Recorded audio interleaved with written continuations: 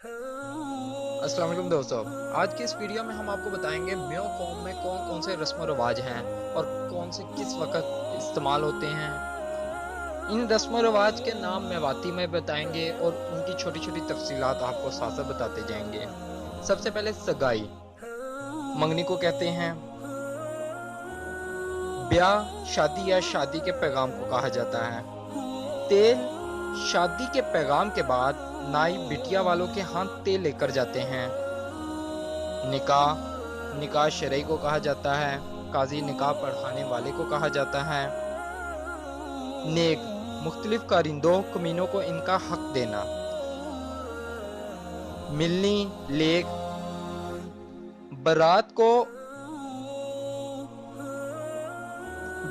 को विदा करते वक्त बरादरी और बारात लेन देन के लिए यकजा होकर बैठती हैं। नोता, शादी वाले को बतौर इमदाद कुछ रुपया देना। ये रुपया दोबारा शादी के वक्त वसूल होता है। कन्यादान, लड़की को दान देना जो वापस नहीं हुआ करता। नाई, हजाम को कहते हैं। इनका एक नाम खलीफा भी है।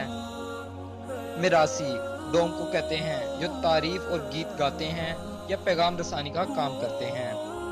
भेंट, नजराने की रकम को कहते हैं।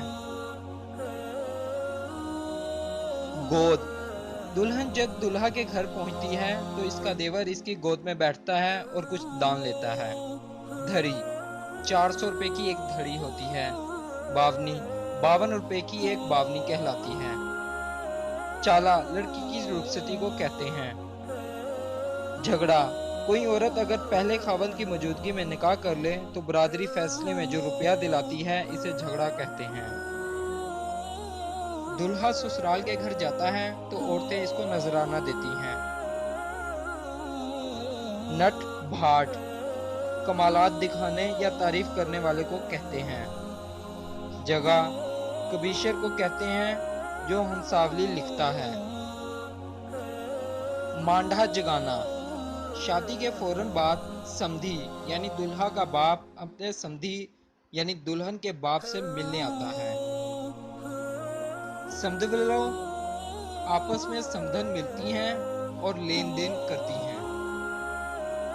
नकीब, बरादरी के फैसले का ऐलान करते हैं। मिसर, ब्राह्मण को कहते हैं। फातिया, फातिया या एसाल सवाब का नाम है।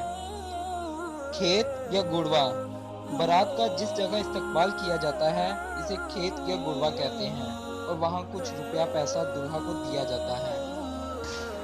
बारोटी, बारात जब दरवाजे पर पहुंचती है तो इस वक्त बारोटी का नेक होता है। चाक पूजना, औरतें कुम्हारों के हाथ से मटके लाती हैं और गाती हुई कुम्हार को नेक देकर आती हैं।